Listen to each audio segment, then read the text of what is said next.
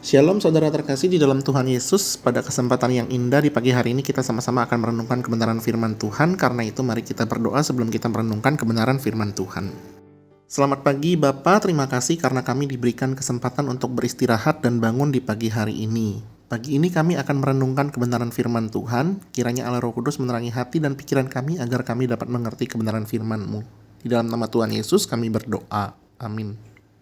Pada pagi hari ini saya akan menyampaikan renungan firman Tuhan dengan judul Hati-hati tertipu. Terambil dari Matius 24 ayat 15 sampai dengan yang ke-28. Namun saya hanya akan membacakan ayat 23 dan 24 saja. Demikianlah firman Tuhan.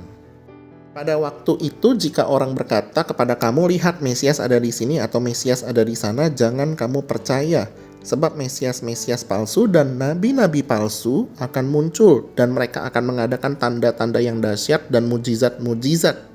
Sehingga sekiranya mungkin mereka menyesatkan orang-orang pilihan juga. Pada tahun 2012, banyak sekali berita-berita yang mengatakan bahwa tahun 2012 pada waktu itu akan menjadi hari kiamat. Pasalnya karena mereka percaya bahwa ramalan suku Maya itu mengatakan tahun 2012 itu akan terjadi kiamat. Maka di sekitaran tahun 2012 sebelum dan sesudah 2012 banyak sekali sekte-sekte sesat yang mengajak orang untuk masuk ke dalam sektenya. Namun sekte sesat itu bukanlah satu hal yang baru.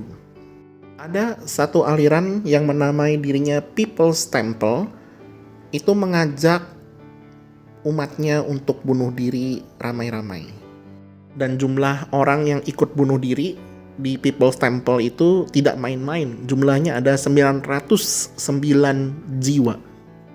Mungkin kita bertanya-tanya apa yang menyebabkan mereka bisa sampai bunuh diri massal seperti ini. Setidaknya Tuhan sudah mengatakan di ayat yang sudah kita baca tadi bahwa akan ada Mesias-Mesias palsu dan juga nabi-nabi palsu. Tujuannya sebenarnya sederhana kalau misalnya kita mau korek-korek. Ujung-ujungnya mereka itu akan kelihatan bahwa mereka hanya ingin memperkaya dirinya sendiri bagi nabi-nabi palsu tersebut. Bahkan kalau misalnya kita mau lihat dengan lebih jelas, Paulus juga menegur hal yang sama dengan sangat keras. Terutama kalau misalnya kita baca di 2 Korintus 10 sampai dengan yang pasal 12. Orang-orang Korintus, jemaat-jemaat Korintus itu mengatakan bahwa Paulus itu tidak hebat, tidak sama seperti guru-guru palsu yang pandai berbicara. Tetapi Paulus secara singkat mengatakan bahwa guru-guru palsu tersebut hanya ingin menguntungkan dirinya sendiri. Saudara, kita harus berhati-hati. Tuhan Yesus sudah mengingatkan bahwa di masa-masa akhir ini akan banyak muncul Mesias-Mesias palsu dan juga nabi-nabi palsu. Hati-hatilah saudara, jangan sampai tertipu dengan pengajaran mereka. Di dalam konteks dekat kita, mungkin kita akan melihat beberapa fenomena seperti ini. Pengkhotbahnya itu sangat berkarisma, tampan, ganteng, dan pintar ngomong. Lalu si pengkhotbahnya digadang-gadang mengatakan bahwa dia pernah turun naik surga neraka. Atau mungkin yang mengklaim bahwa dirinya bisa melakukan mujizat di mana-mana.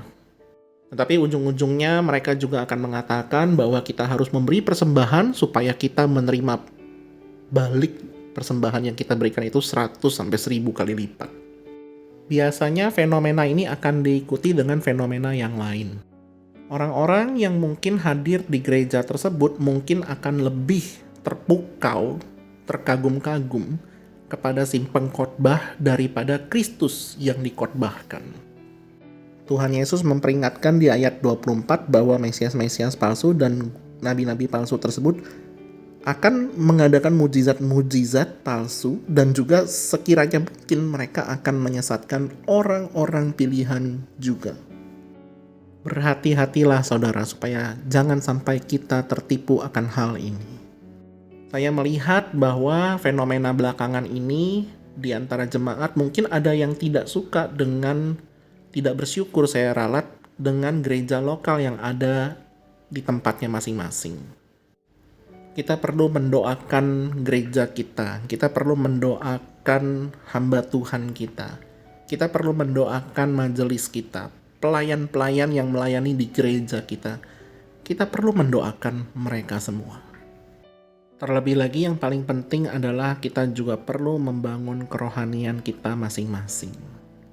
Adalah sebuah tindakan yang kurang tepat jika mengatakan bahwa kalau saya datang ke hari Minggu, saya tidak dapat diisi apa-apa oleh firman Tuhan. Seharusnya pemikiran yang benar adalah saya perlu diisi oleh firman Tuhan setiap hari karena saya membutuhkan Tuhan. Itulah bukti bahwa kerohanian kita sedang bertumbuh. Kerohanian kita on the right track, on God's track. Berhati-hatilah saudara supaya jangan sampai tertipu atau kesengsem oleh mesias-mesias palsu dan juga nabi-nabi palsu. Karena firman Tuhan berkata apa yang menjadi tujuan hidup kita ada di 2 Korintus 10 ayat 16 dan juga 17. Dikatakan demikian, ya, kami hidup supaya kami dapat memberitakan Injil di daerah-daerah yang lebih jauh daripada daerah kamu dan tidak bermegah atas hasil-hasil yang dicapai orang lain di daerah kerja yang dipatok untuk mereka. Ayat 17, tetapi barang siapa bermegah, hendaklah ia bermegah di dalam Tuhan. Kiranya Tuhan Yesus memberkati kita senantiasa. Amin. Mari kita berdoa.